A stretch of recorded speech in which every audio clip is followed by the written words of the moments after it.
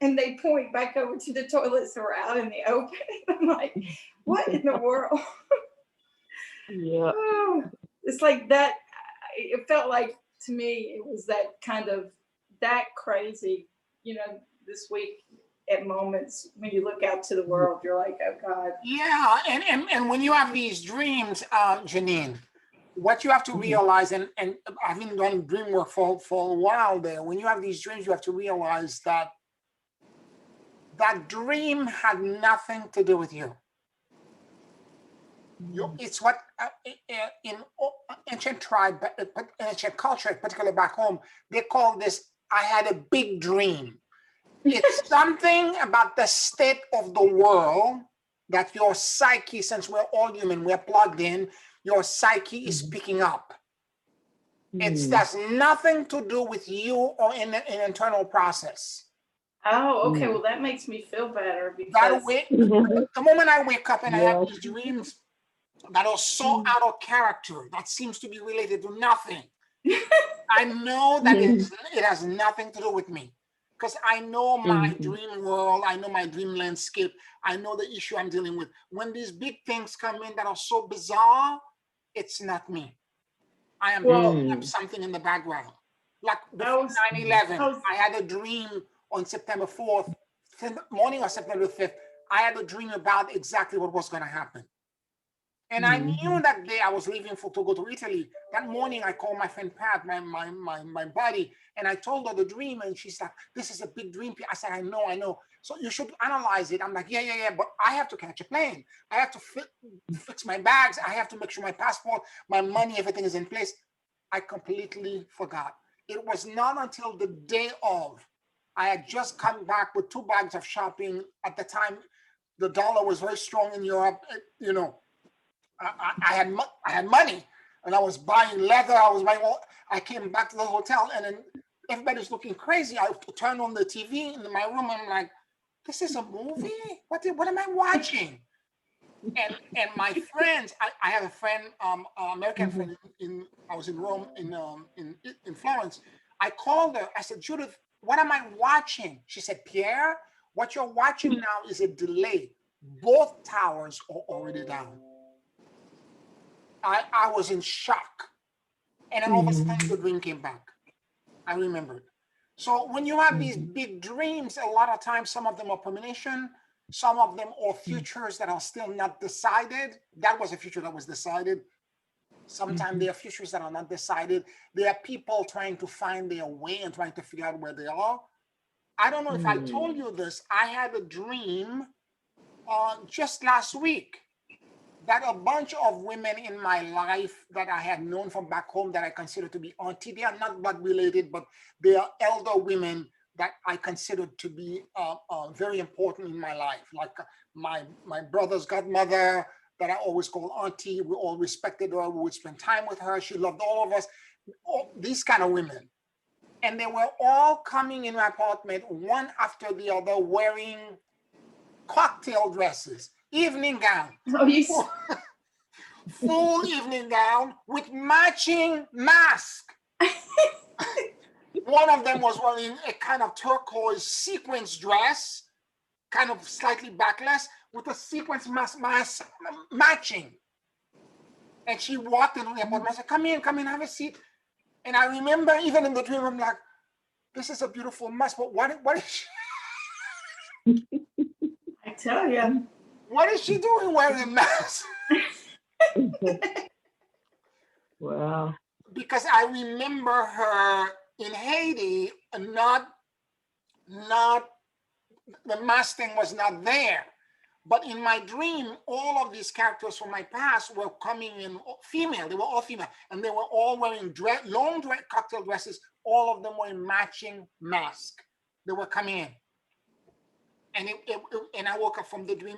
I had to laugh. I got up from the dream. I started laughing. I started laughing. I'm like, okay. I don't know if it's a cosmic joke, but maybe I need to get myself some sequence mask. Maybe that's what I need to do. Wow. But the world is changing so rapidly.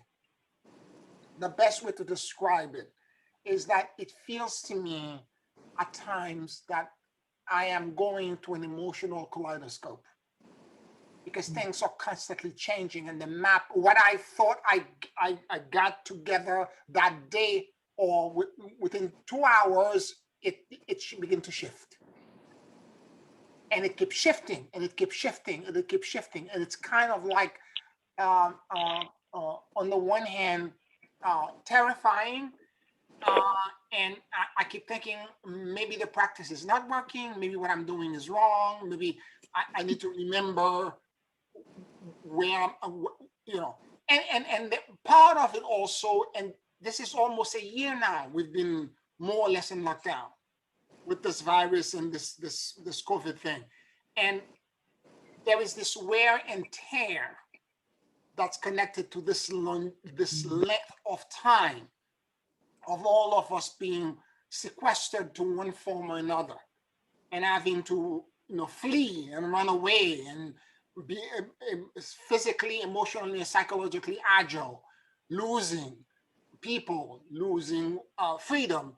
There's so many emotions that are in one day that I'm experiencing that would take maybe a person, just the grief alone would take another 6 months to 9 months for somebody to deal with. And I have to deal with them like, one after the other. And so it's a real challenge, and I still have to find a way not to allow myself to go in complete fear. Yet, in the midst of this, at moment, there are ecstatic moment of joy, of clarity, of lucidity, of complete, sheer enlightenment and sheer sense of like, I get it. And then within hours, few hours later, it collapses. I feel the same way, yeah. Yeah. If it makes you feel any better about your teachings, Pierre, I did want to share from last week. The class, as you know, that class was so beautiful, so profound, and so deep. And, the scanning piece, right? Mm-hmm. And I felt like I told you, I wish they had a program, a 12-step program. Hi, my name is Janine, and I'm a scanner.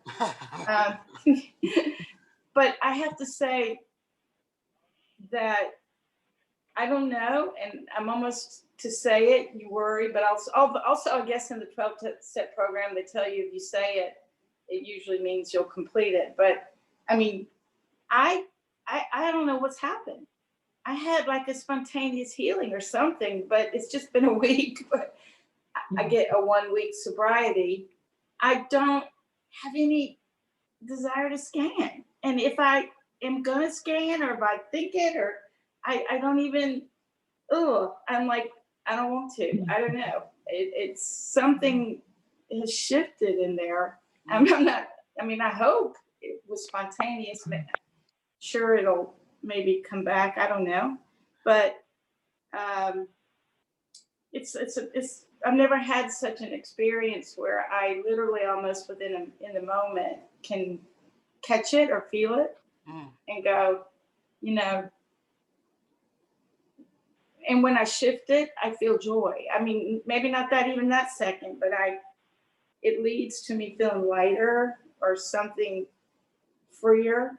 Yep. So I just thought I would share that to follow up on that. Thank you for sharing this. And it's in the context of the class as well, because in 12-step programs, one day at a time, you do everything one day at a time. As you do this, as you keep talking about your sobriety, and you do it one day at a time, and over a period of time, you realize 15 years sober, 25 years without ever, slipping once. And this is the way it happens. You just always acknowledging that the possibility of sleeping is there, but I'm one day at a time, I'm going to acknowledge where I am, and I'm going to fight the desire to go back and use, or in your case, scan.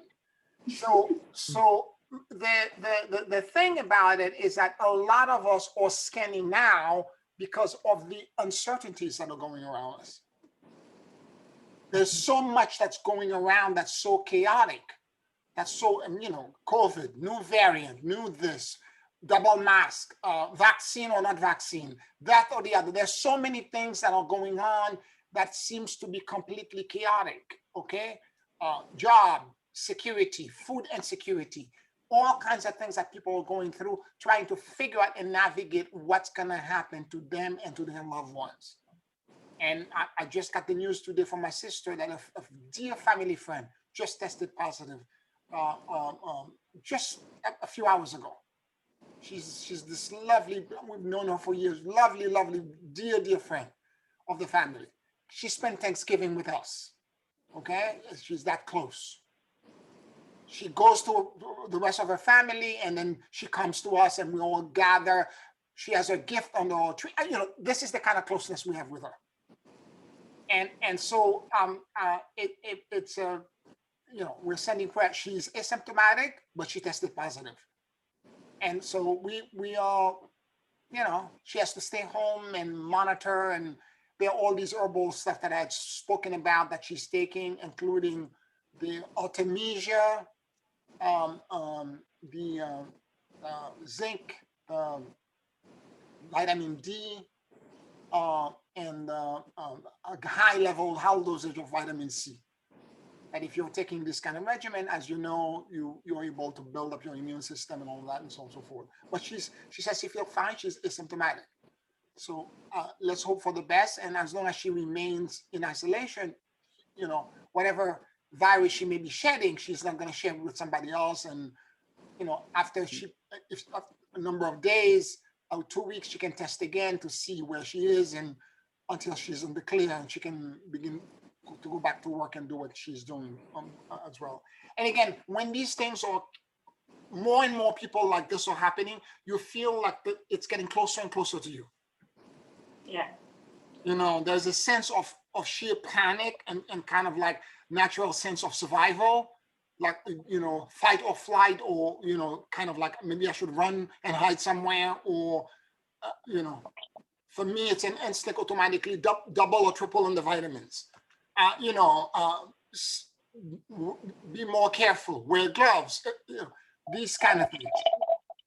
And so I am aware enough to know that these kind of experiences are not helping me remain emotionally neutral, okay? So in order for me to try to understand it in greater depth, I began to re-listen to the audiobook of the Bardo Todol, The Great Liberation Through Hearing. Not the entire Tibetan Book of the Dead, but chapter 14, which is the chapter that relates very specifically to the various stages of Bardo. The Bardo right before death, the one that happened when you transition from being alive to dying. Then the Bardo, to kind of, just as a reminder, the cycle of life and death in Tibetan Buddhism is called samsara. It's the wheel of death and rebirth. The Buddhists believe that the term Bardo Todol, which is translated loosely as Tibetan Book of the Dead, is a term. Bardo means a gap, and Todol is the liberation. It's the liberation through hearing. And the way the document is that if somebody is dying, let's say they're in hospice care, somebody comes and sits next to them as a priest or elder teacher or guru, and they read this document that's trying to help them understand what they are going to go through. Because at the moment of gap or transition between life and death, you will experience what they call the great luminosity. It's the light that many people who have had near-death experience are talking about, and that light shows up. And when it shows up, you have the opportunity to, right at that moment, transcend and become enlightened and be liberated. So, but what happened to most people is that this is not what occurs. People experience the luminosity and they think it's God, it's completely being engulfed by God, or it's the angels and the ascended masters or the saint.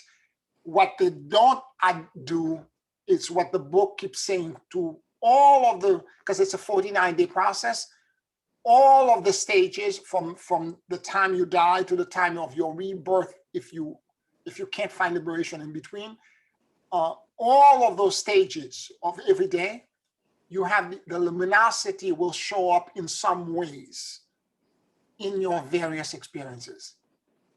And when it shows up, you have the opportunity now to what they call recognize that the luminosity is you. You have to identify with it. Because if you don't identify with it, the illusion, because what they're saying in the book is that recognition and liberation are simultaneous. And it doesn't matter what karma you have. But very few people achieve the liberation at the first stage, when they, at the moment of them transitioning from life to death. Very few.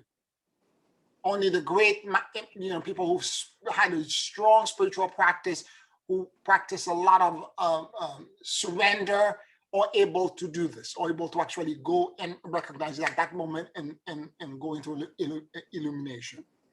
Now, if you fail and you don't recognize it, the luminosity goes away, okay? It disappears. And you can tell when somebody's dying that they have achieved that connection, because as they transcend and they're dying, their face and their entire body gesture changes. And I've taken enough of my friends and people that I know in hospice care to know exactly what that is. That there is a moment where when somebody is dying, when they've achieved that enlightenment, you can see it in their face. Because there is a credible sense of release. They look so beautiful and so radiant. You can see the light through them. I've had many friends of mine who have said this about their dying family members, that the moment they are transitioning, they could see that they saw the light and they are going into it. So they experienced the luminosity. What they are saying is that luminosity is not just God, the saint, the angel. It is you. You're looking at your essence in its purest form. Because what you really are, what all of us are, we are navigating in emptiness. Everything else is an illusion. We are all navigating in emptiness. And what we are is mental bodies. How did they call it again?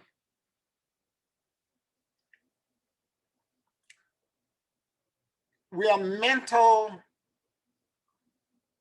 projection in the emptiness.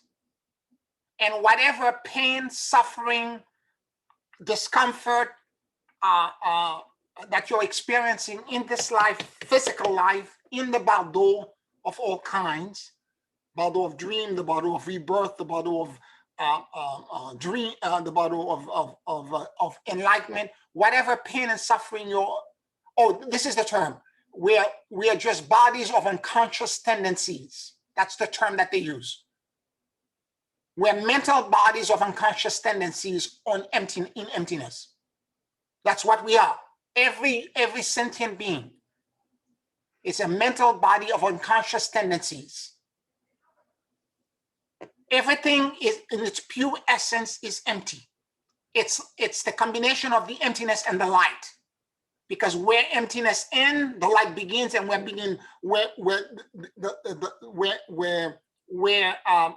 emptiness, where light starts, emptiness begins. They're intertwined with each other. They call it the indivisible emptiness and luminosity. They are linked. You cannot separate them. It's the infinity loop. So after that, the first day, the second day, there is an invitation from one of the other Buddhas that shows up as a light, a being a different color light that shows up. The yellow light will show up with you like the sun and come to you. And the light will terrify you initially because it's so blinding. It's like looking at the sun. It's so glaring and so blinding. And they said, at that moment, you pray to the Buddha to whatever being exists in that light, and you ask them to help you cross the dangerous path of the Bardo and take you into their arms. Okay? There's a lot of prayer involved in all of these processes for you to make it safely. And I want to present this because I'm trying to create a narrative, and I'm going to go back over what we are collective, because right now the planet, between now and 2027, we are going to an extended Bardo. And the same step that exists in that text is exactly what we have, landmark for landmark, we have to go through them. We all have to experience them in order for us to transit out and find our way out. So very quickly, I'll try to go over the various steps, and then I will get back. I will connect it to what we're going through right now. So what was interesting is that the second day and the next following 6 days, you will experience what they call the benevolent deities. You will experience light of different colors. There will be a bright light of a specific color that will show up, and the light will blind you. And each one of them is a different Buddha. There's a Buddha of joy. There's a Buddha of compassion. There's a Buddha of mercy. Each one of them is a different Buddha that will show up to you, that have ascended through the higher virtue of these higher emotions. Okay? And they will show up for you, and they will invite you to experience, but the invitation, and because you're going to experience that emotion in its purest form, unaltered, without alteration. It will raw. It will show up to you completely raw. And to most of us who still are connected to our corporal existence, most of us would be scared of it because it's too raw and too potent. And this is why this person is reading it to you, to remind you. And even if you've died by that point, let's say by the third day, the person already deceased, you go to the room of the person where the person used to sleep, and you keep reading it to their soul, because their soul keep coming back to the place that they're familiar with. And every day you read them on the passage until you get a sign either in your dream, the person who's reading it, in your meditation, that they have achieved enlightenment. They have recognized the light. You keep reading it until, if they have to reincarnate, you have them find a favorable reincarnation. So the first 7 days, you experience all different types of Buddhas. And then after that comes what they call the wrathful deities, which are beings that are as big as the sky, that comes in with sound, screaming, loud, cacophony, that are coming to you strong and powerful, terrifying to you. And then they said very clearly in that, remember what you are. You're nothing more than a mental projection of unconscious tendency on emptiness. And what these visions that you're seeing, although they are so vivid and so strong and so powerful, you would swear they are more than real, because these show up as demons with 3 heads, 6 eyes, multiple arms, and they are screaming and yelling. They are charging at you. They are all a projection of your own internal fear. It is your mind that's creating them. It's what had remained unprocessed in your subconscious mind. It's the stuff inside of you that you never went in to actually do the shadow work to get out. They will show up. And the moment you begin to realize that this is an illusion, that my mind is creating this, no matter how convincing I see this to be, as this being this cacophonous, terrifying experience, the moment that happened, that I realized I am creating this, and what am I trying to teach myself? I need to realize this. The moment you recognize it, the illusion and the cacophony will change automatically and be transformed into a Buddha. And the illusion of these giant beings that were as big as the sky transform, and the sky is now has all these flower petals that are falling down. All of a sudden, it is changed. And then you will find a Buddha that will invite you to find the luminosity.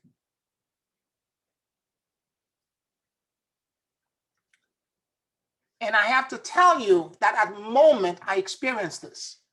I think the planet is going through a wrathful deity experience right now, and will continue for a few years now, because it's a collective thing that 7 billion people is trying to go through. It's not just one being, because there's the Bardo of life, there's the Bardo of death, there's all kinds of Bardos. And so we are going through this right now.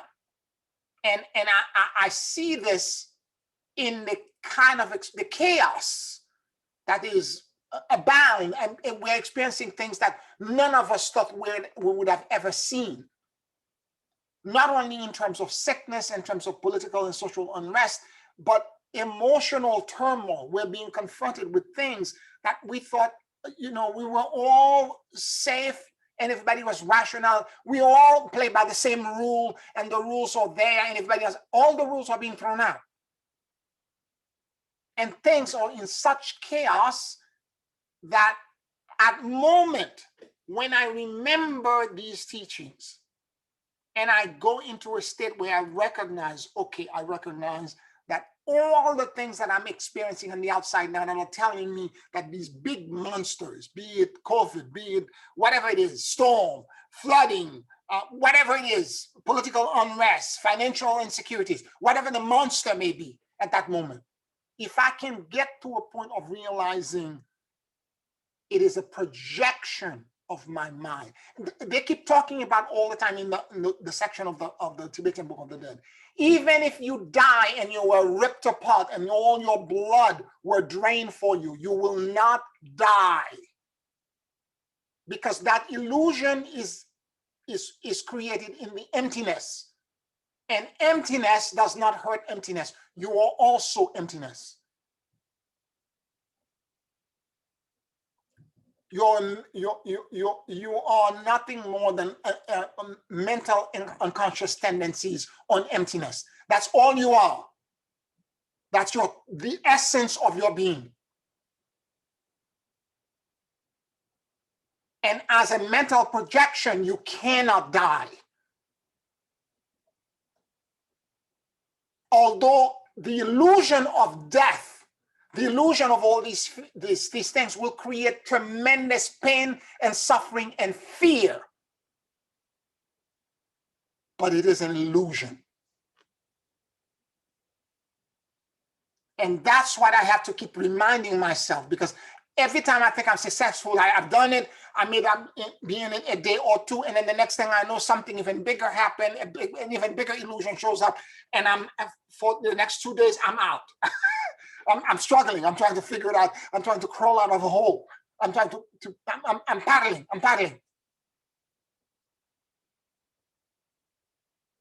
And I would not be honest with you if I didn't tell you I'm experiencing this as well. Because as I said, if any teacher is telling you they had it figured out, I hear these people all the time talking about, the fifth dimension is here. I heard a teacher even said all the 12 dimensions are 12D is already here. I'm looking at them. I'm like, what is she talking about? Look around you. Every business that I know is suffering right now. If this is 5D, I want a refund. Somebody lied to me. I'm writing to the Better Business Bureau, and I don't understand what's going on. So I'm saying this to be honest and to put everything on the table and make you understand. Every time I am able to identify, and there are flashes, I'm able to realize all of the chaos is an illusion. The moment I go into that state, it's ecstatic bliss. it's a state of complete like enlightenment that happened, and it's like this, instantaneous. And I wish, and the next few days after that, when I begin to go down, I remember that I was in ecstasy and I missed that state. And I'm trying to remember in my head, what is it that I did that had put me into that state, and why am I not here? And why am I in this pit right now of doubt, of chasing my own tail and believing in the fear and letting the fear kind of take me over.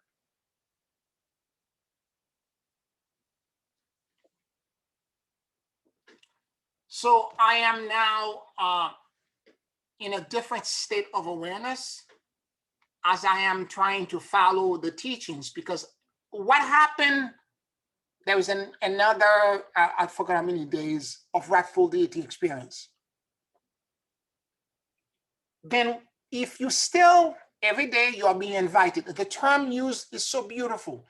These even the monsters that show up, they call it an invitation into experiencing the luminosity, because all the illusions and the chaos, they are teachers to help your mind transcend the fear that exists in the sewage of your own consciousness. Because we are creating, we are projecting, and we're collectively creating this chaos. So, and the chaos becomes the teacher by being projected outside, is trying to teach us as to what is true about the essence of being, and where we should, our consciousness should go, and where we should align ourselves so that we can find that ecstasy and that connection to the divine, to our true essence of our being, which is that we belong and we exist in an endless field of emptiness and luminosity. So as we do this, what happens is that after a while, these experiences, the book talks about the fact that there will come a point where you will now become aware that you're dead, because initially you're not aware. For all of these things, you're not aware that you're dead. You will realize that you're dead. And when you realize that you're dead, you will try to go back to your home or to your body and trying to re-enter the body again, because you want to find a body, a familiar place. This is if you have not accepted all the invitations that were given to you. Okay? At that point, you're scared. They said at that point that the holy places that you used to worship at will give you temporary shelter and temporary safe havens. However, you cannot stay there for too long. You will have to keep moving on. And as you keep moving on, let's say you are going to an ashram or a holy place that was important to you, you will gravitate to go there when you get to that point. And once you are now beyond that, you will find that you will experience a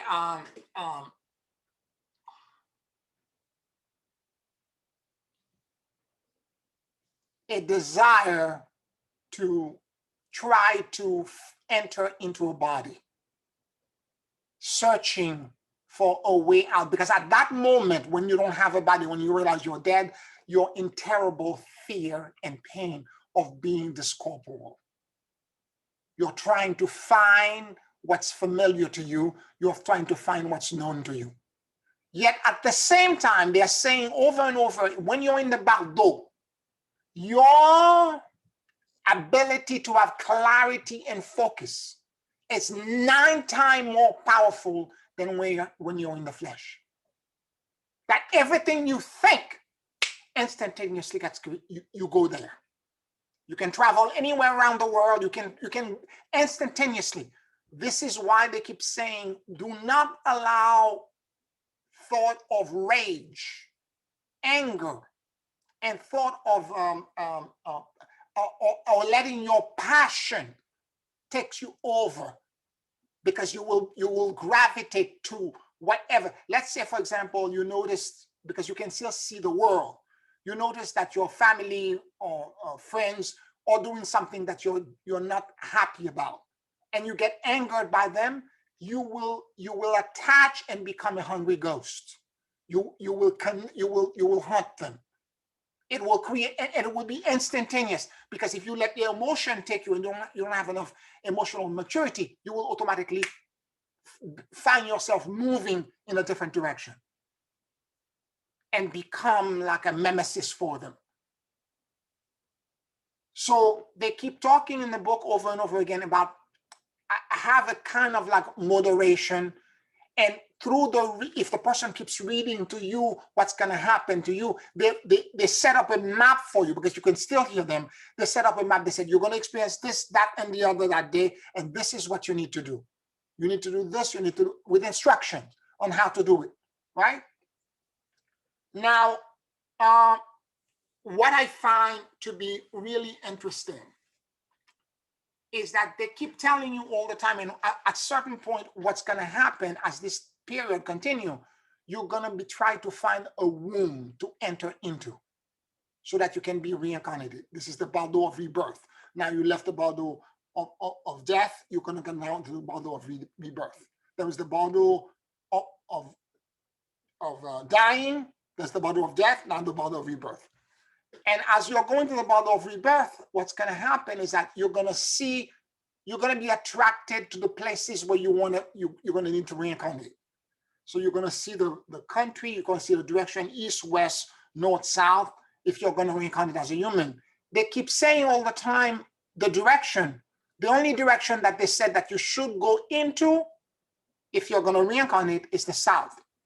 Do not reincarnate in the other region, because they're saying that whatever exists in there, it's not the land where the Dharma can be fulfilled, and therefore you should not go into them. And although they are pleasant places, but the Dharma cannot be fulfilled there, so therefore you should not go into it.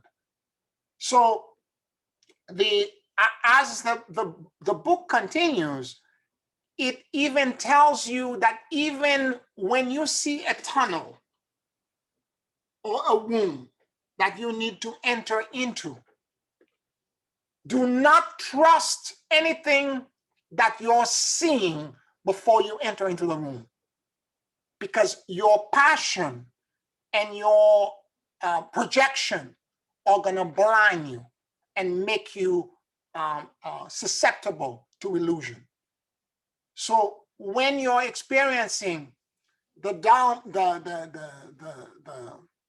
when you're experiencing the illusions of there's a womb, you see a man and a woman, they are making love, and you're trying to become their child, or you're trying to reincarnate in their world. They said there's 6 worlds that you can reincarnate into. There's the world of the gods, and if you can reincarnate in that world, you should go into it. The world of the jealous God, you should not go into that world. The world of men, and there's a way to do the world of men to enter, because you need to enter into a favorable reincarnation. There is the world of animals, the world of the hungry ghost, and the hell, the world of the hell being. And you have to make sure. And I'm saying this to you because I want you to understand that I had somebody, one of my former students, who had a near he died for 15 minutes and he came back to life. He had a car accident, terrible accident.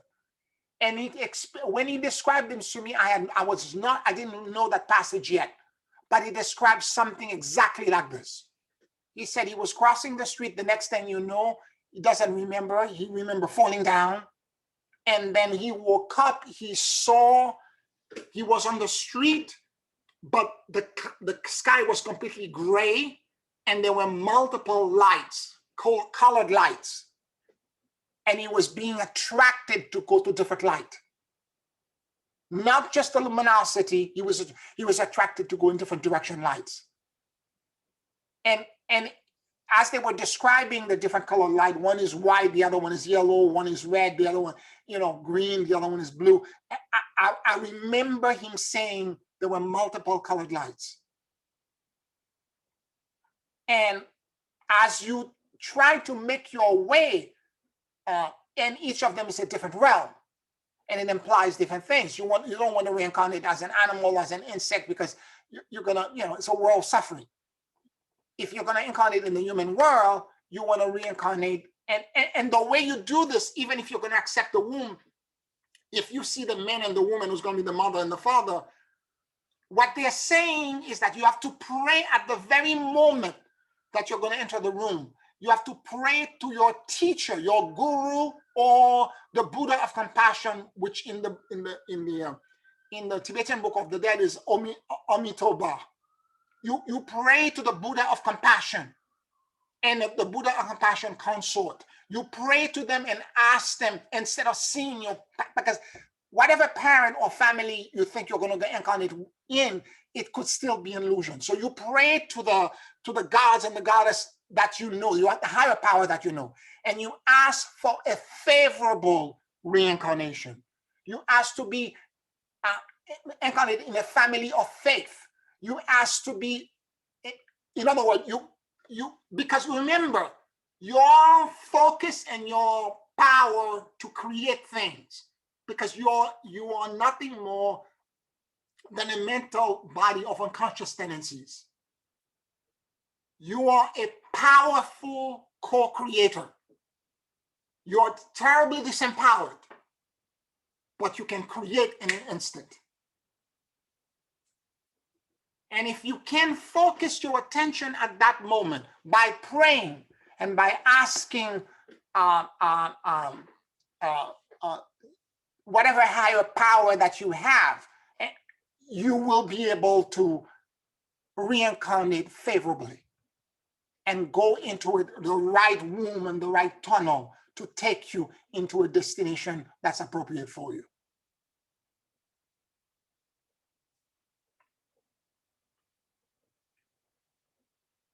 Now, any question, any comments so far? I'm sorry, before I proceed.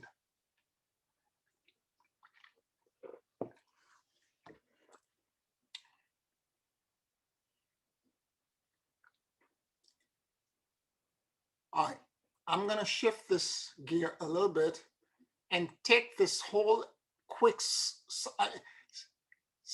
I'm not doing it justice because this is it's 500 pages and I've spoken only for 44 minutes. So I'm not doing it justice, but I just want to give you a general idea. And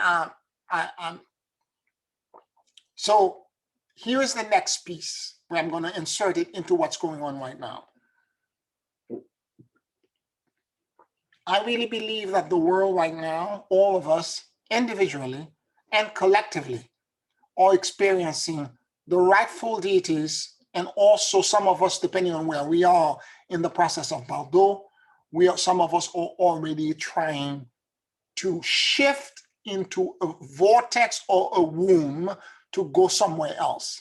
Some of us might be moving into the luminosity. We are actually proceeding, but it's like a sine wave. We're moving up and down in the sine wave, and we're making our way into the luminosity.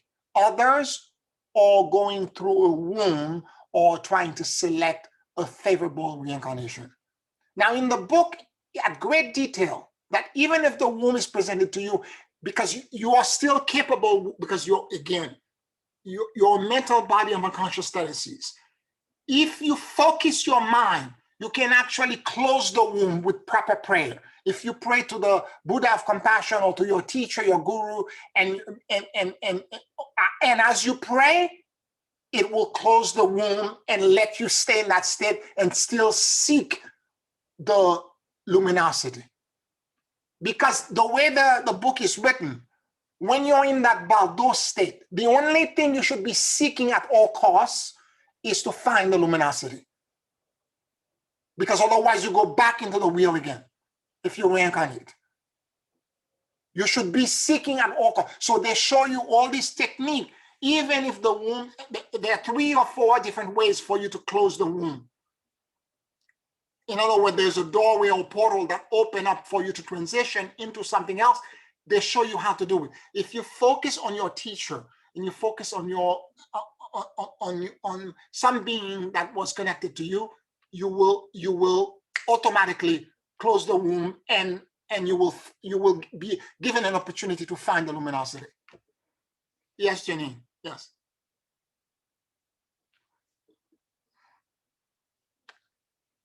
I'm blown away because I just had an epiphany of all pieces coming together. You know that land that I was looking at? Yep. Okay.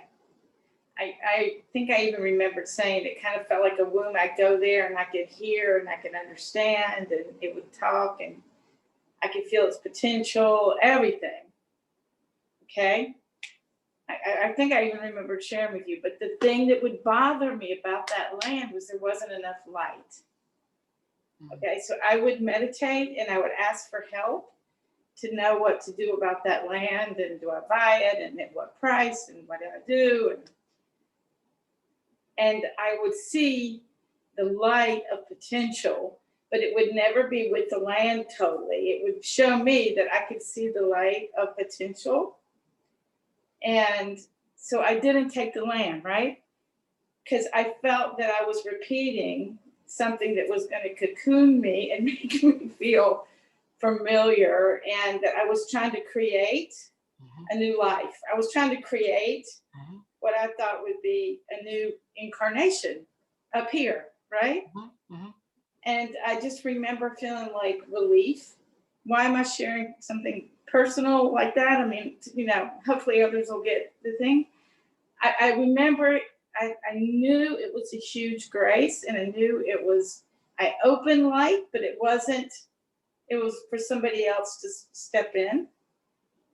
And as you were talking, this was all culminating for me. And I said, oh my God, I remember being on the terrace. Oh, thank God for the torsion field. Oh, I'm so happy I stepped into the ascension class as I was trying to decide about the land. And I remember sitting on my terrace and seeing it, and then kind of having it and not having it. And I was kind of fine either way. And a few minutes later, you said, focus on the teacher. So it's so weird. I think I was trying to create, like, I don't want to say, but. No, I understand what you're saying. And thank you for sharing, because it's clear that was, I remember you having the conversation with me and saying that it was like a womb. I remember that. I remember that very clearly. And I remember, you know, the struggle that you were having, and again, of bringing and trying to manifest this and knowing if whether it was for you or not, and the doubt that this was creating. And every time you have an opportunity like this to move into something or to create something like this, it's a birth of some kind. And that birth is a womb. And you can go through the passage, and it could be the illusion that it creates. And again, the illusion is the potential that you could see of what you could do with it, and et cetera, et cetera. The illusion that it creates cannot be trusted. They said, whether you see, the way the book is written, they said, whether you see it as a fearful experience, as a pleasant experience, you cannot trust it. And that's what happened. I didn't trust it. And also I remember saying to you, now that it's all happened and it's final, I know exactly what it feels like. I owned it already. It was an illusion. I mean, in my mind, I owned it. I built it. I put a community. Right? That's so interesting. Yeah. But I share it because it's just so shocking, because it was coming through me while you were talking. I was like, oh my goodness, you know, it was more appealing to me to focus on the teachings. Yep. And let the teachings and the torsion field at that time, it be kind of unfolded. Yep. And because you focus on this, you saw through the illusion. Because you focus on the light and the teachings and all that. And it actually brought you into a place where you saw it for what it was, which is that if you had gone into it, you would have been stuck on something that an incarnation that's not favorable for you. Something that's not favorable for you. Absolutely. I got it. Ding, ding, ding, ding, ding. There you go. Oh, beautiful, beautiful. It's really amazing. It would have been, what do you call it? The scary one. The scary dimension. Yeah. The what do you call it? The rightful deity experience. Right. Yes. And for the greater good of the humanity, what I'm seeing now is that I see myself at the moment being in that kind of place where wombs are opening up, possibilities again, because you are doing all of this work with the torsion field. We are really we are mental unconscious tendencies, and we are so powerful that our thought and our focus can change a whole bunch of stuff for us and for other people around us.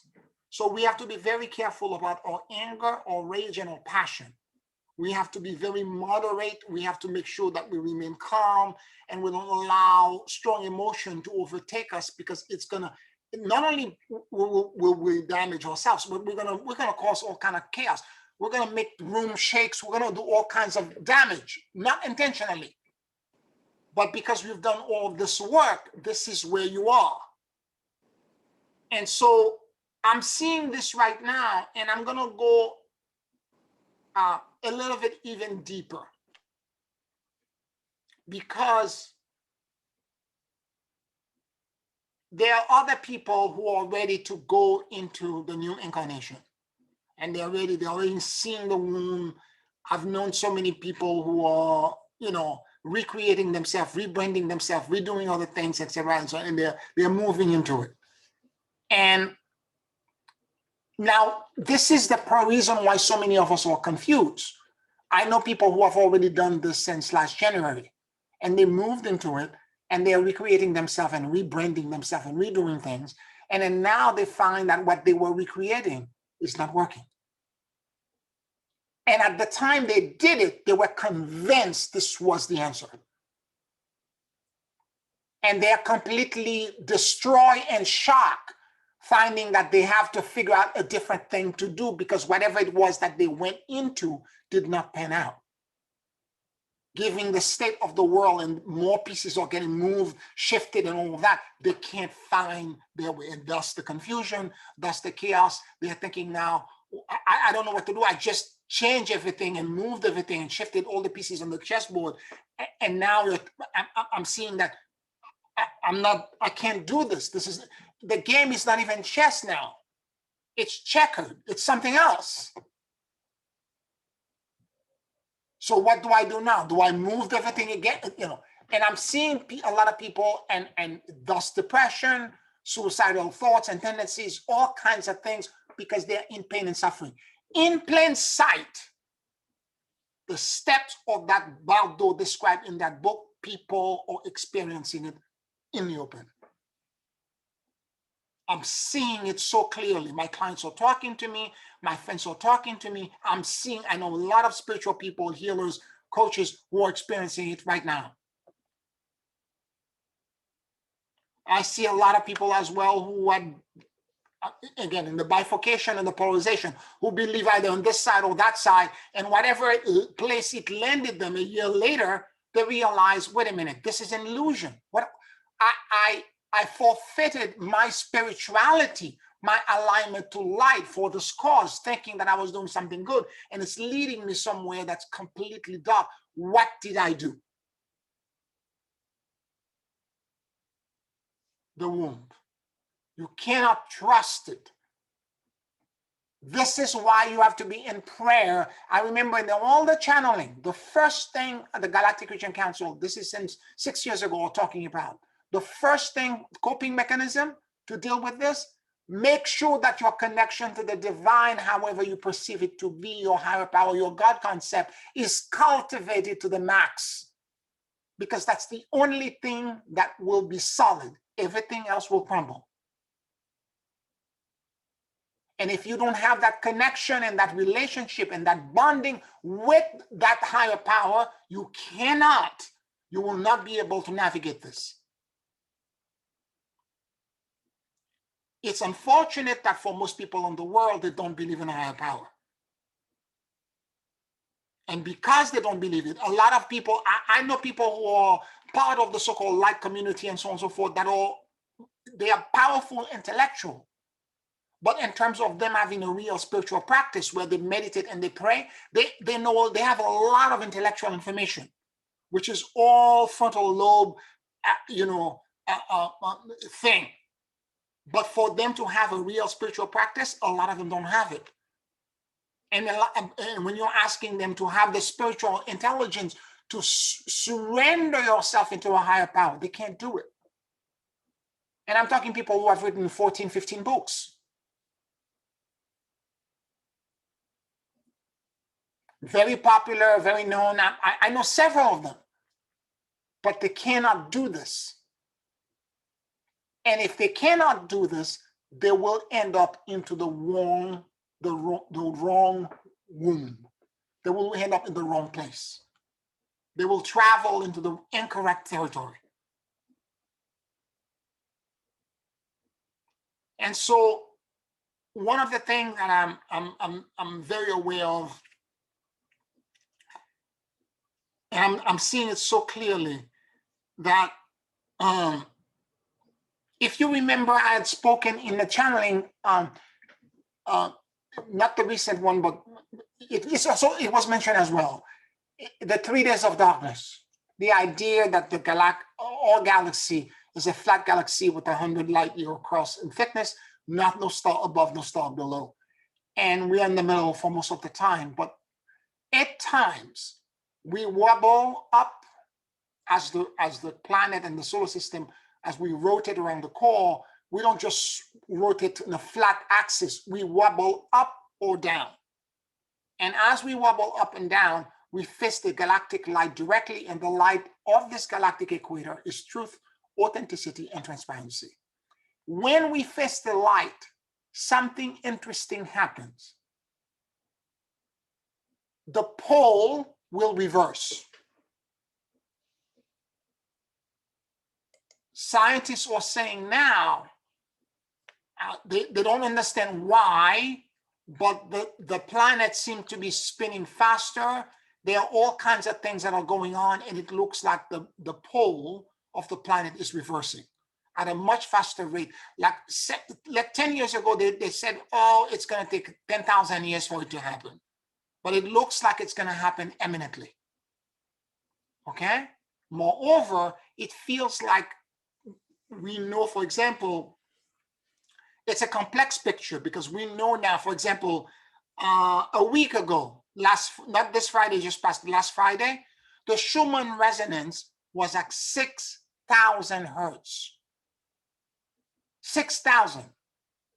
The base frequency is 7.89. And the two monitoring stations that are reporting this, one is in Russia, the other one is in Italy.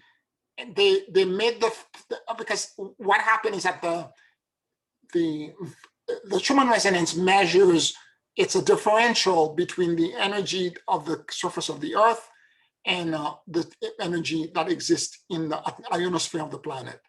And they made sure to tell people when the reading was that high, there was no thunderstorm. Because a lot of people think, oh, there must be some electrical charge and thunderstorm that's causing the ionosphere to be so high, so that there was no thunderstorm. So some other outside force in the cosmos to where we are right now is bathing us with a strong, powerful cosmic or scalar energy. And that scalar energy is transforming into this very powerful resonance that's causing us to experience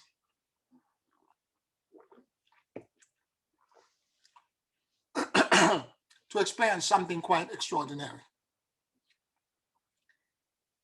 Now, I'm going to get to my point in a second. If you allow me, I will continue to explain this concept of the 3 days of darkness. So as we are moving through this, when the galactic equator crossing, when we actually cross the light of the galactic equator directly, because we are cresting still, there will be a period of what the ancient are describing 3 days of darkness, where there will be no sun. And there's been multiple warning, and more recently in the channeling, warning about this as well, that's saying that when this occurs, you have to be very careful of what you're thinking, because you could have spent your entire life up to this point doing your cultivation and doing all of your spiritual work and your practice. If at that moment you're in fear and you are afraid of what's going to happen to you at that moment, you're going to go into the wrong parallel reality, because what's going to happen, things are going to split. But it's not a split per se. It's about door moving through a womb. It's traveling to a wormhole and moving through a womb and going somewhere else. It's a gap, it's a transition. It's a 3-day gap in transition. And it's not gonna happen collectively per se. That energy is gonna analyze, those 3 days are gonna analyze whether we are in alignment or not in alignment with, it's gonna scan the highest emotion that we're holding. So at that moment during those 3 days, we have to focus on the Buddha of compassion. We have to focus on a spiritual teacher, or the Dhammakaya. We have to focus on all of this to allow us to attract a favorable passage. Remember, I had said to you that the 144,000 are going to lead this, and that they are going to have to pray at that moment.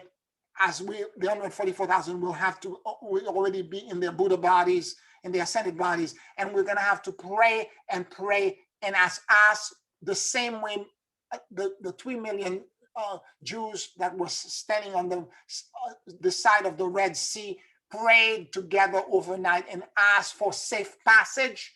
We're going to have to ask for safe passage into the next world.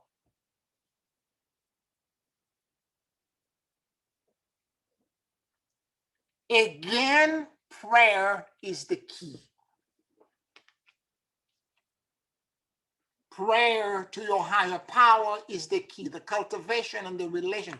Not repeating, just saying the rosary or repeating all of that, but not that. I'm talking about a spiritual connection, an intimate, personal connection to your divine, where you're talking to God like you're talking to your lover.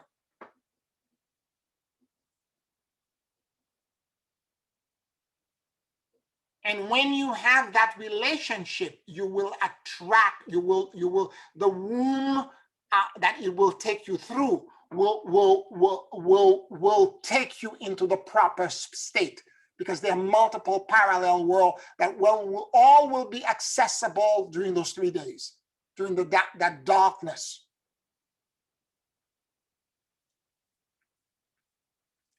And that darkness becomes now the key to the transition.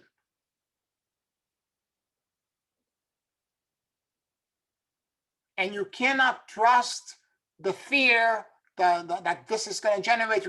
All you know is that you focus. And one of the things they keep asking in the Tibetan Book of the Dead around the rebirth, focus on the luminosity, focus on your teacher, repeat mantras, do something that will allow you to see illumination while this passage is happening, so that you will go to the right place. Because whatever shows up for you during and one of the teachers, and this is one of the Amma from India, was talking about, my friend who's a devotee, went to her, he came and told me about the 3 days of darkness. This is like 2 years ago. I said, I've been channeling this for the past 5 years. He's like, really? explained to me, and he described to me what Amma said. Amma said, if you're indoors at that moment, stay in prayer. Do not go outside. Don't wander off. And because there's all kinds of things that could happen and attract you into illusion and fear and take you to the wrong place.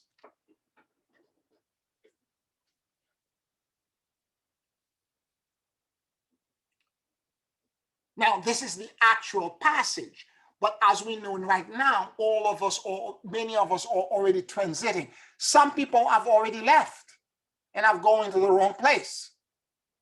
Because we are all at different stages of the Bardo. Some of us are just at the first experience with the luminosity. Some of us are with the benevolent deities, others with the rightful deities, others are already in rebirth into a parallel world. There are so many people that I've experienced, people of light or prominent figures who are all dying or leaving this world, sometime en masse, sometime by themselves, and they're leaving this world. Everybody's asking me what's happening.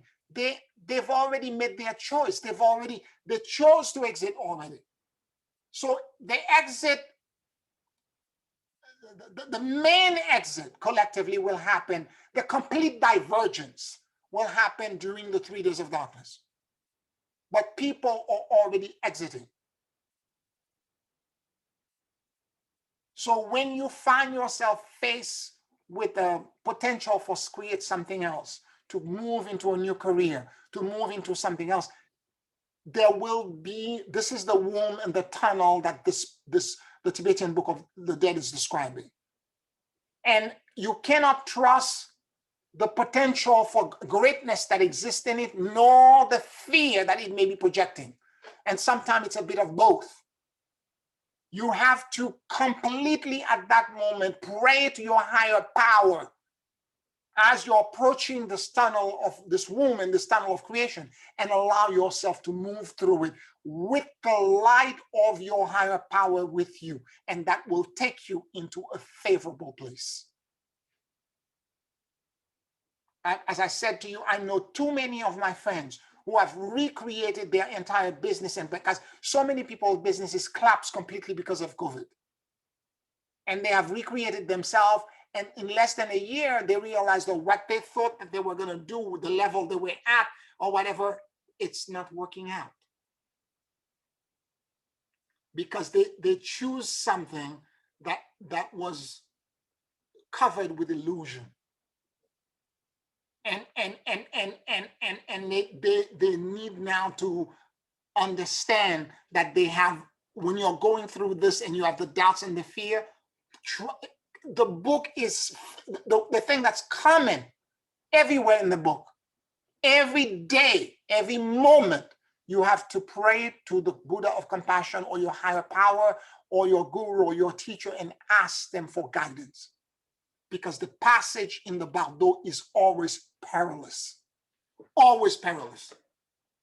Because our mind in the field of nothingness that we exist and luminosity we exist in, our mind is creating everything. What we experience physically in this world or even in the world of Bardo of death are the same. We are projecting mental unconscious tendencies that are projecting very powerfully. And for us in this 3D reality, it's more so than other average human being, because so many of you have been training for years to do this. And with the torsion field, the merger, everything I've taught you, you're already, your mind is already 9 times more powerful than the average person. Any amount of focus on anything will cause it to tilt, to precipitate. You will cause an effect. So you want to make sure that you are mind your thoughts, mind your emotion, and mind your words.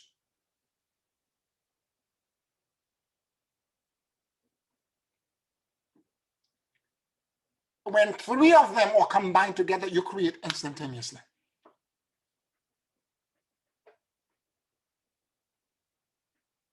And if you're not careful, you might accidentally create some, and you're believing in the illusions that, and what are the illusions? It's subconscious sewage that have not been tamed and properly emptied out and recycled. And they are projecting into the real world. This is what the planet is collectively experiencing. 7 billion people who have all kinds of fears that never dealt with, it's all spewing out into the real world, into the world stage. And we have chaos and cacophony.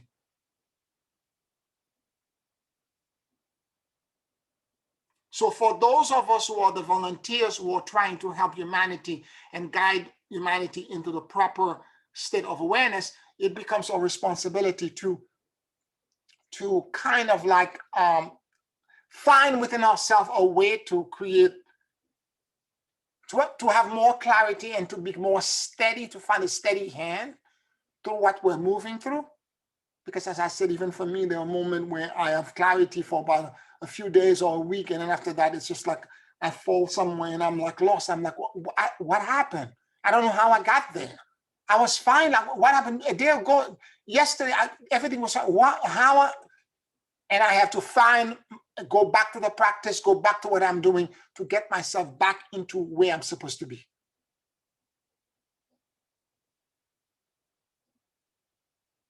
And as this is going on and on and on, I'm able to figure out where, how, and more to the point, since we can create very easily, I want to make sure that my consciousness remain in alignment. The essence of our being, as this book, the Tibetan book described, is unconscious mental tendencies.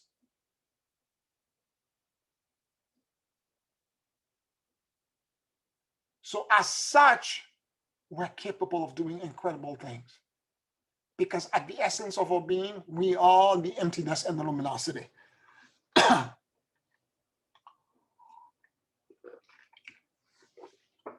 We belong into that field.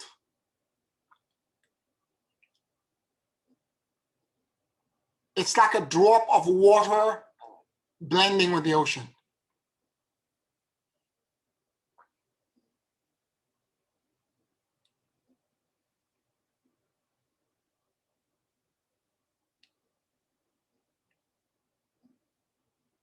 Any questions, any comments?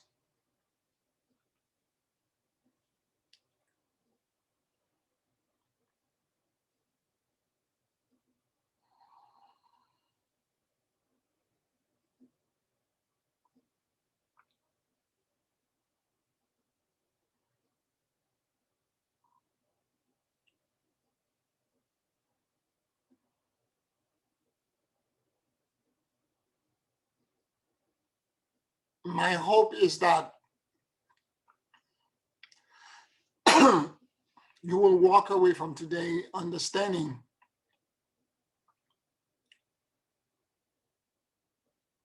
that the chaos and the emotional turmoil you seem to be experiencing outside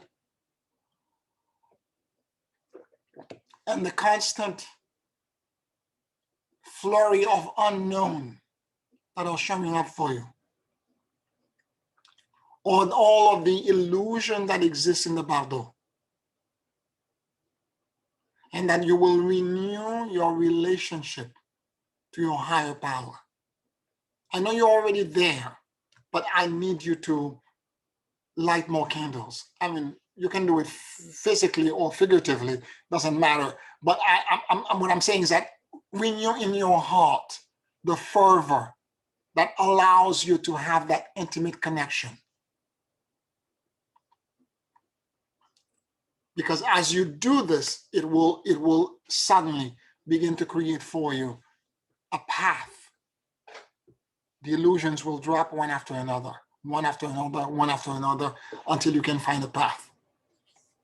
It's granted that some of you may have at the moment accepted the luminosity and temporarily merged to it. And I know I have at moments, and I can feel the connection maybe for several days. And after that, so much chaos happened around me that I regress back And I have to find a way to get myself back into that same vein again.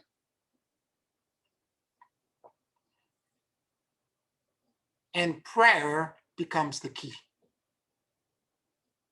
Of course, community is important as well. Their emotional intelligence, processing emotion faster, all these things were mentioned in the last channeling.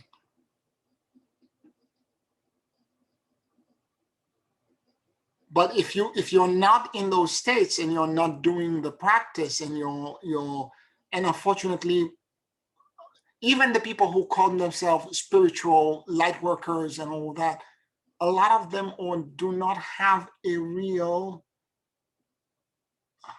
what I would say, pure and intentional spiritual practice, meaning that a lot of people are saying that they are spiritual, but what they are experiencing is that they are reading all these great books that are giving them a lot of vocabulary, and they are repeating a lot of the stuff, but they are not really going into the profundity and depth that some of us here may be going into. And this is not ego. I don't want to sound like I'm saying that what we're doing is better. I know there are lots of people who are probably more profoundly connected to God and to spirit than we are, or than I am. Let me talk about myself, than I am, okay? I'm not saying that I am doing it better than anybody else. That's not what I'm saying. I'm saying I'm acknowledging that there are brothers and sisters of mine who have mastered modalities, okay? Whatever the modality of healing may be. And they are very good at what they do, but they are not spiritual. And for you to move through this, because you cannot lie to this light. You cannot lie to this challenge. And the deepest lie, and the one that we tell ourselves.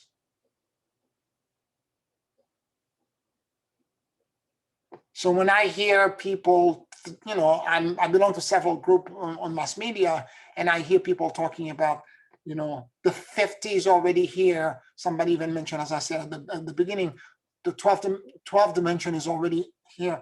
I am dumbfounded.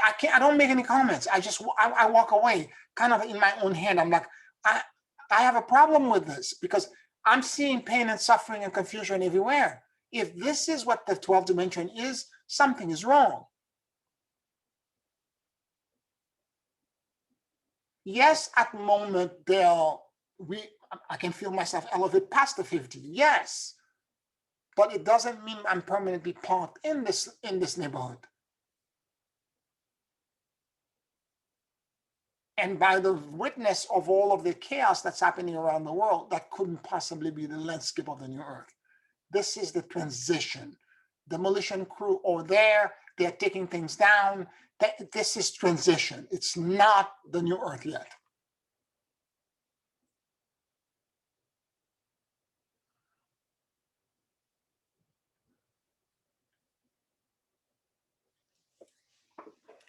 Any questions, any comments?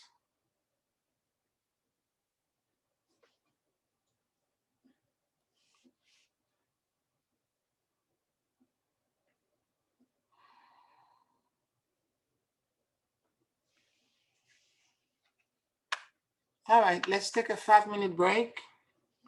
And then in the back end, we'll do a closing meditation.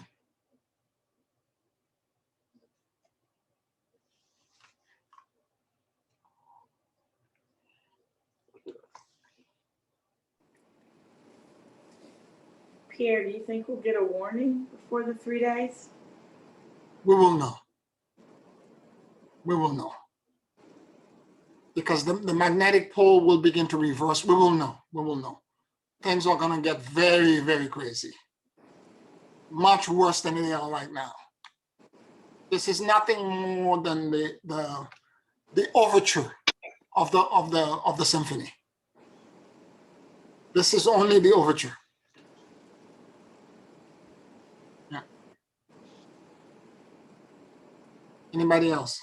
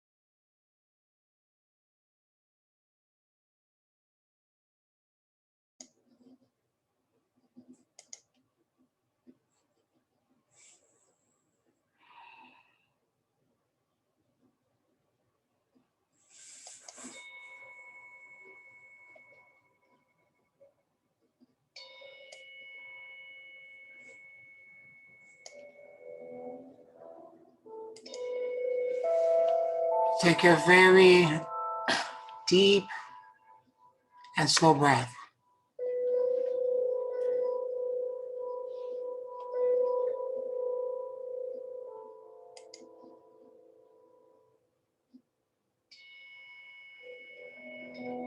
And as you inhale and exhale deeply and slowly,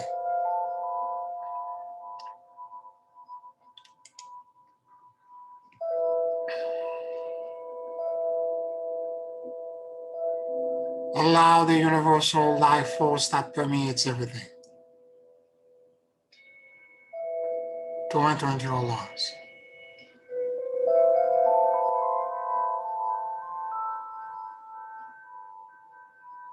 Keep breathing deeply and slowly.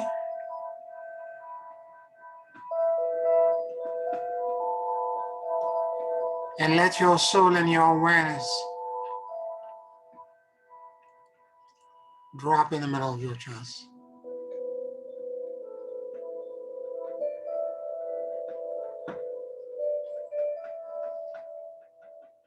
Please forgive me.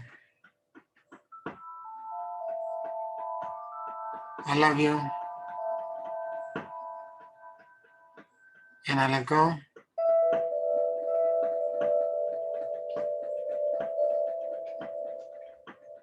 Please forgive me. I love you. And I let go.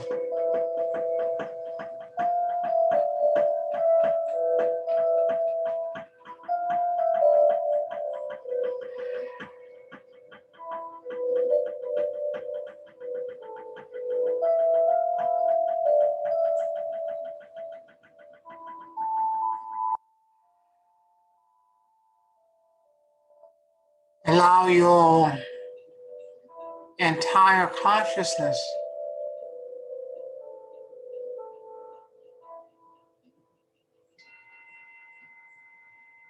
to be placed in the center of your chest.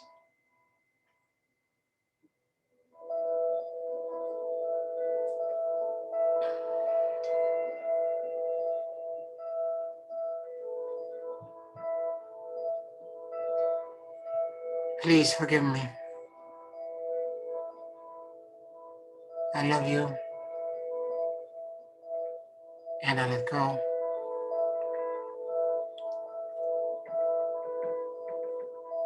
Please forgive me. I love you. And I let go.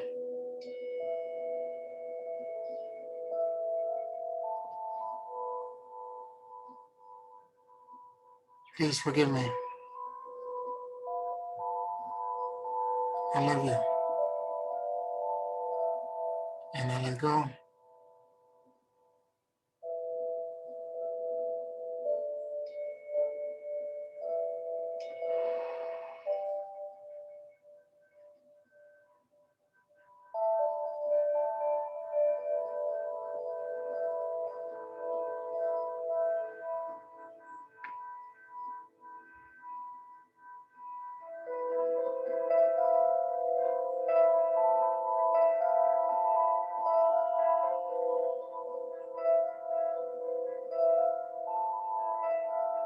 Realize that you can perceive 360 degrees.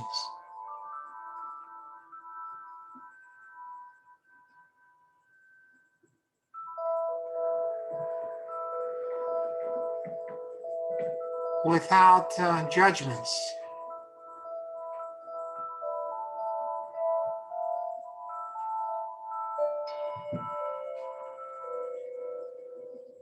Notice what you noticed.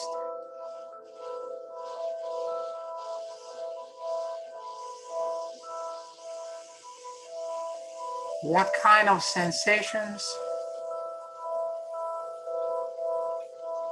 perceptions, awareness, and knowing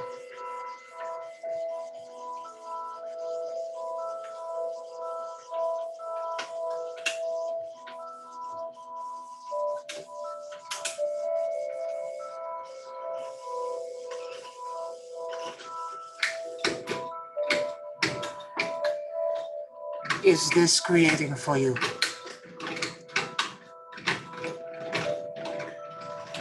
What kind of emerging sensations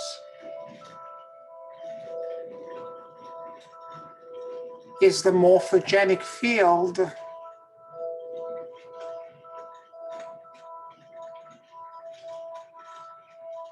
allowing you to experience, know, and feel?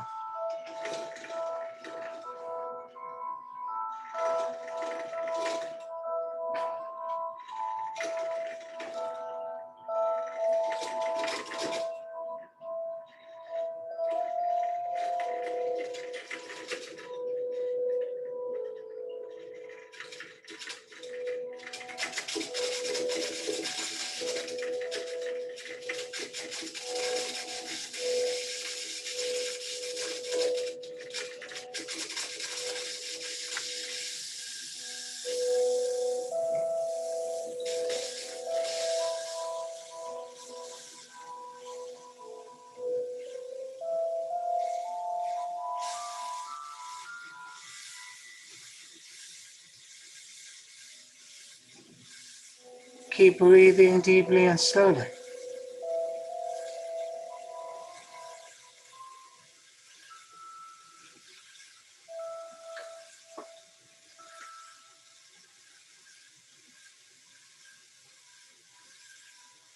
Divine Creator,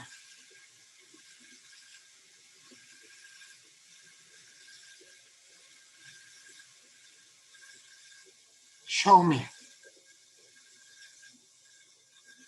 how I may become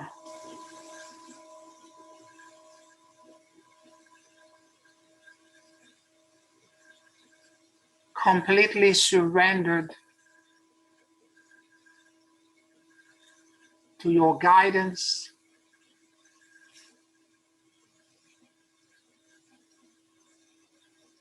for in a sea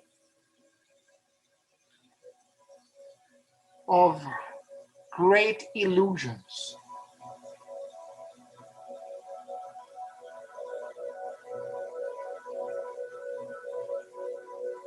you are my guiding star.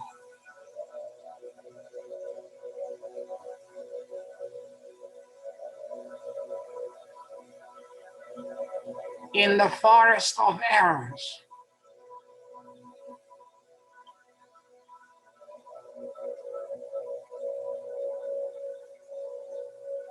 you help me find a safe path.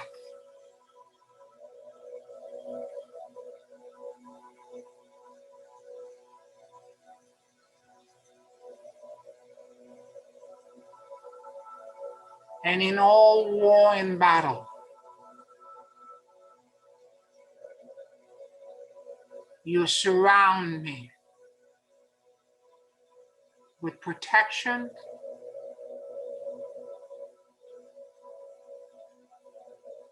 with support, and with peace.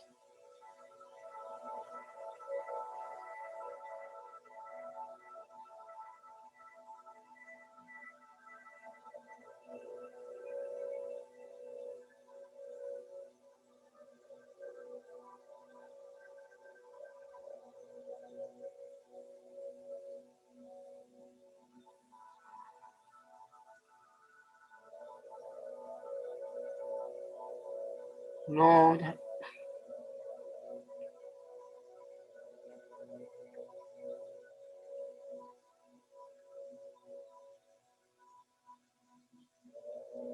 help me find a way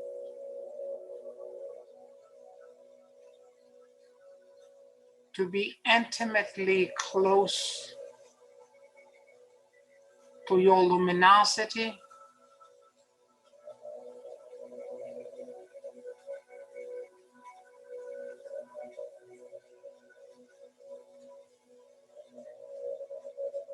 to your guidance.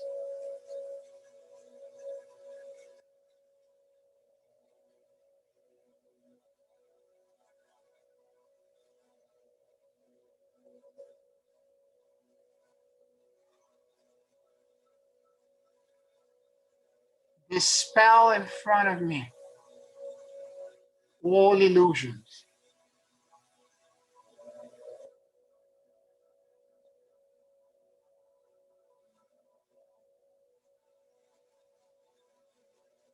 And as you take me into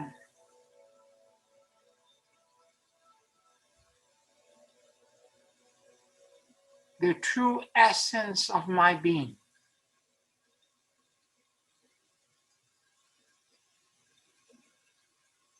allow me to become aware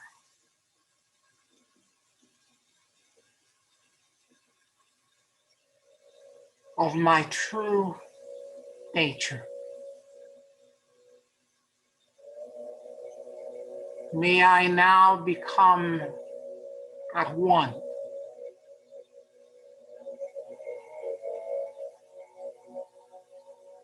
with the luminosity.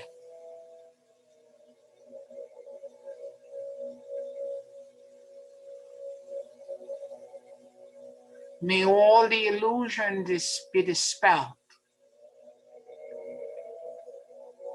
to reveal the essence of being.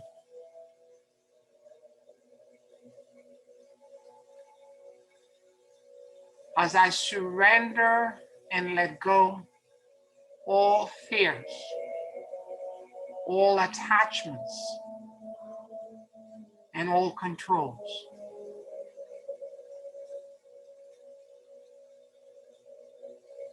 I let go of the wheels and I allow you to navigate me into safe shores.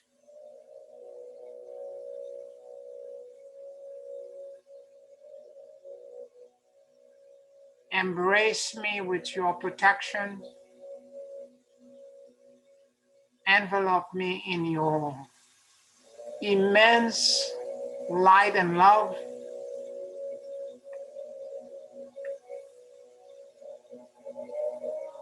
And may all the fears and the chaos of this world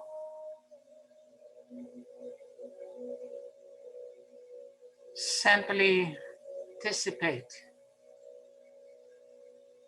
like fog in the presence of the noon sun.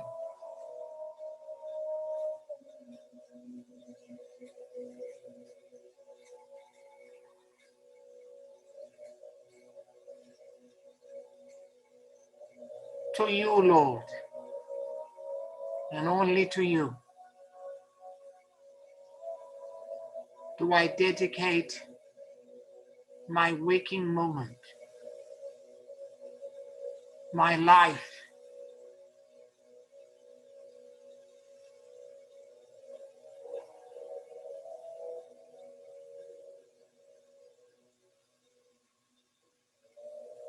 Help me find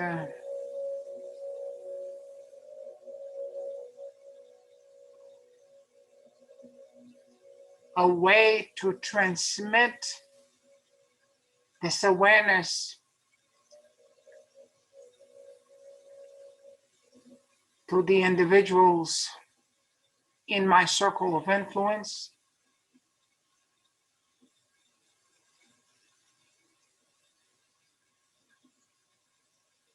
and let the light of infinity times infinity radiate out from me.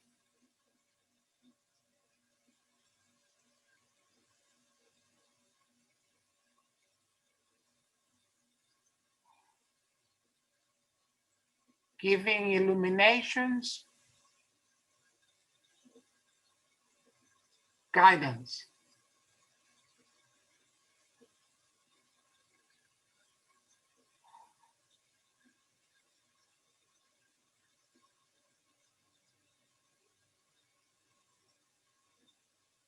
peace and serenity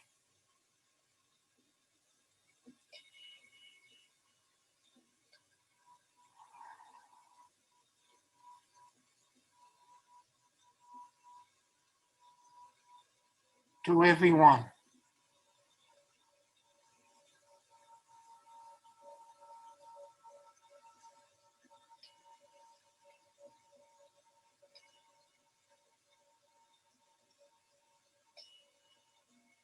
I release all attachments, fears, and control.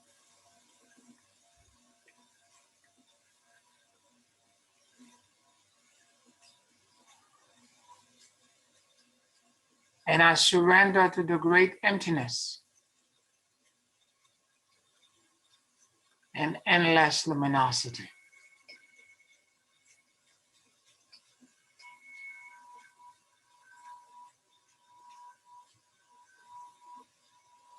I release all attachments, fears, and control.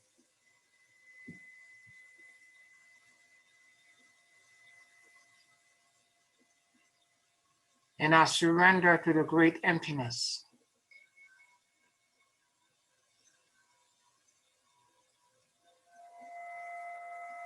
and endless luminosity.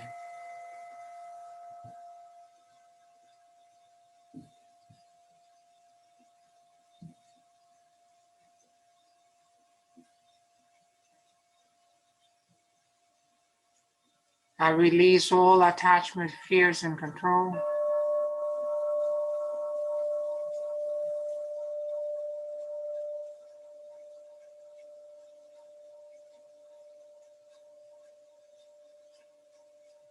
And I surrender to the great emptiness.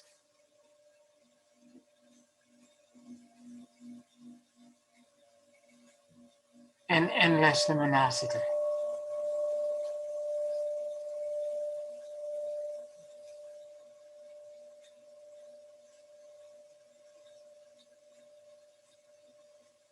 I release all attachments, fears, and control.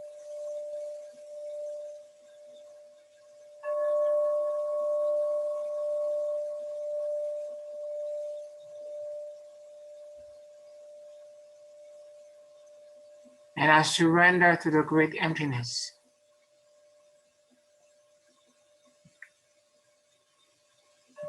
And endless luminosity.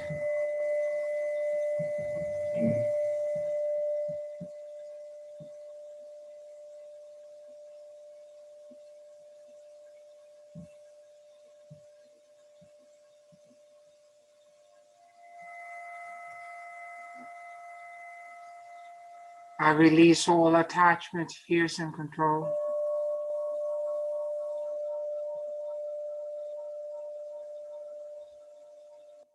And I surrender to the great emptiness.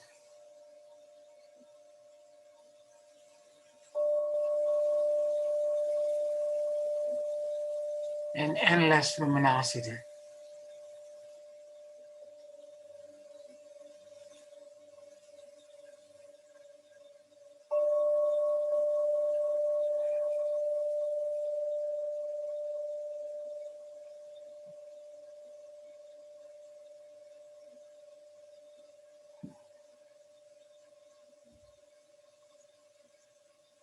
I release all attachment, fears, and control.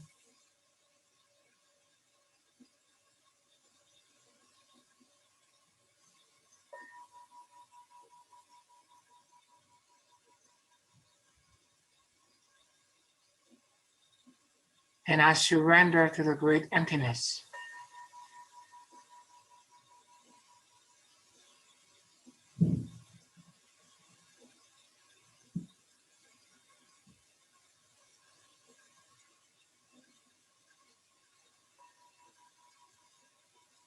And endless luminosity.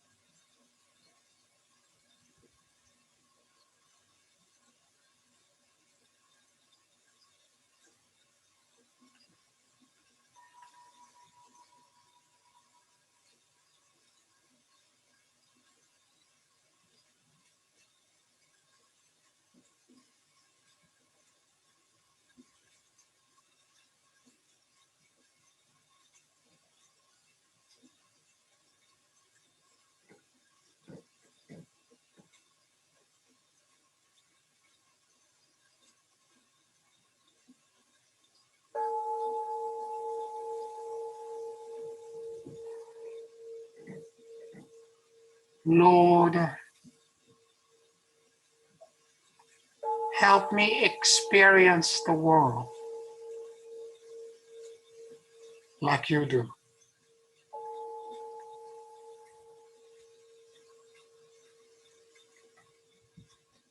May I see what you see.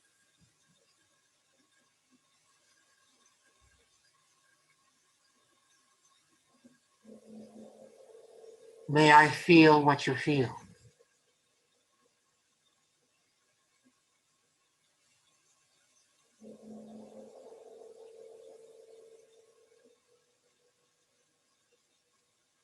May I sense what you sense.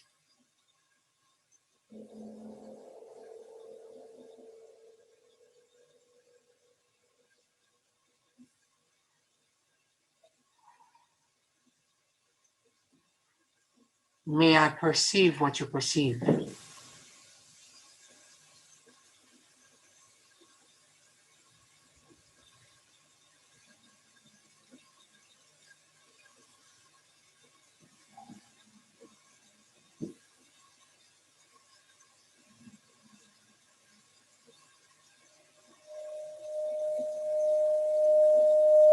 Help me become the perfect witness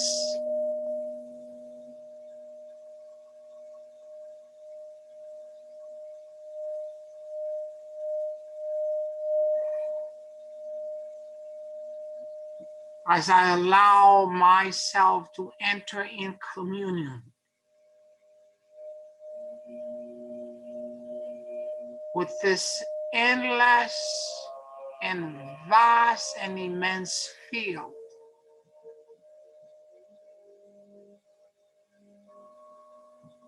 of divine wisdom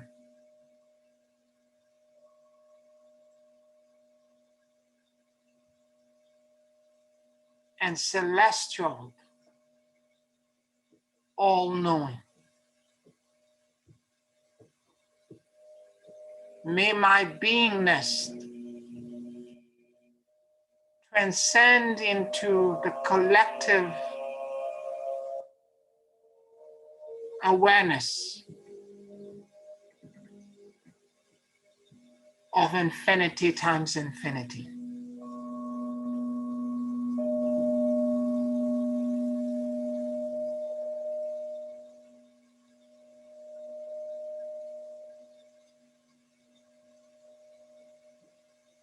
And this immensity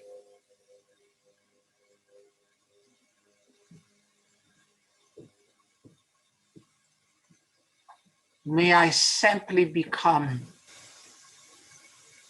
the witness.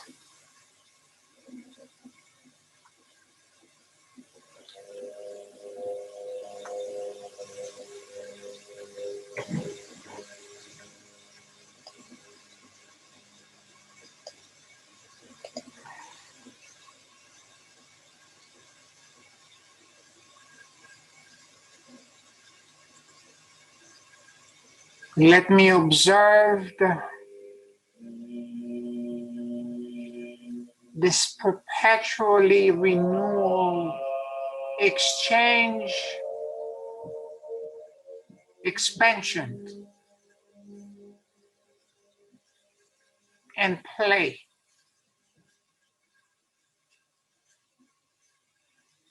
Allowing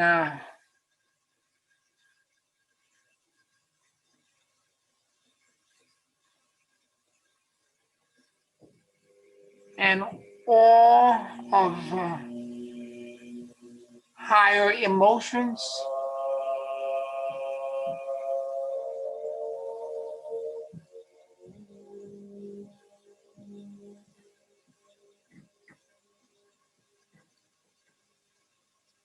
to navigate this endless field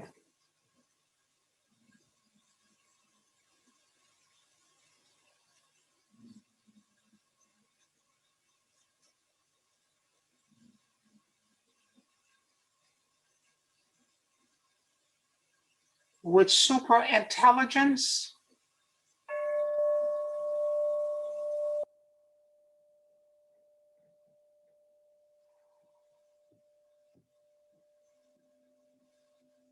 divine grace,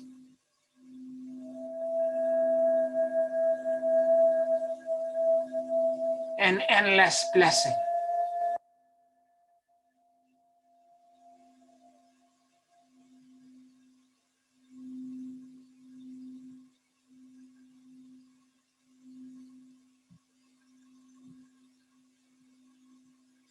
And may this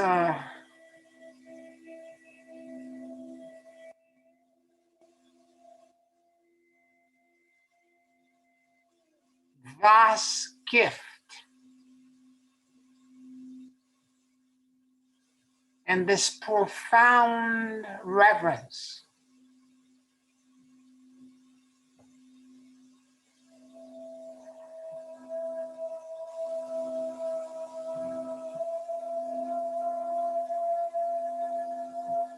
ground in me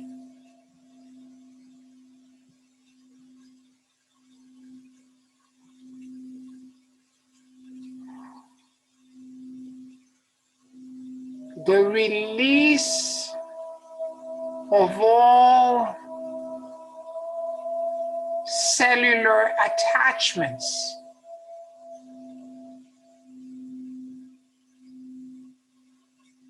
allowing my entire being from all subatomic particle and into the throne room of God.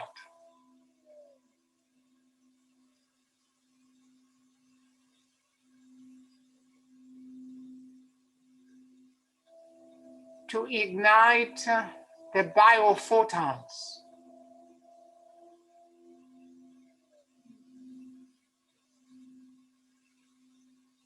allowing a spontaneous release, liberation, ignition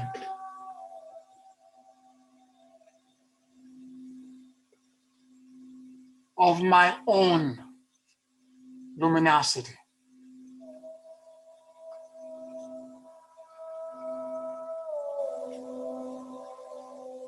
And let my light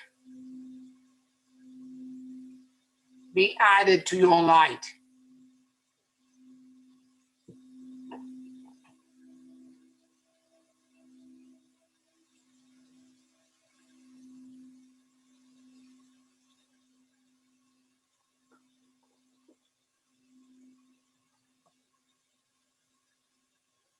Hosanna into the highest. Hosanna into the highest. Hosanna into the highest.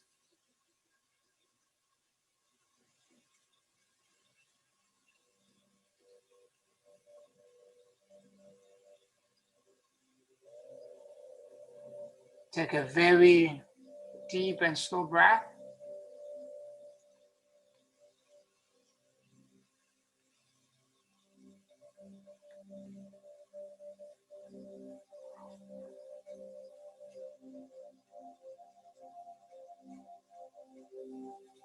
And whenever you feel ready,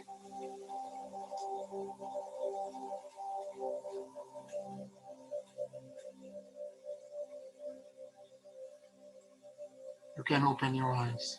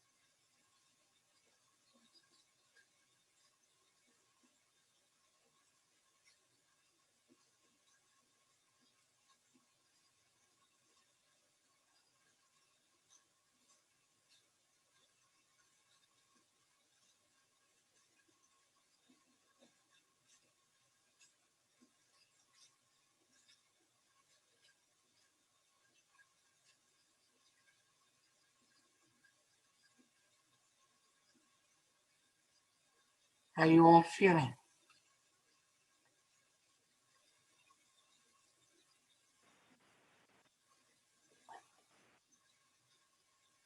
Feeling very well, and thank you so much.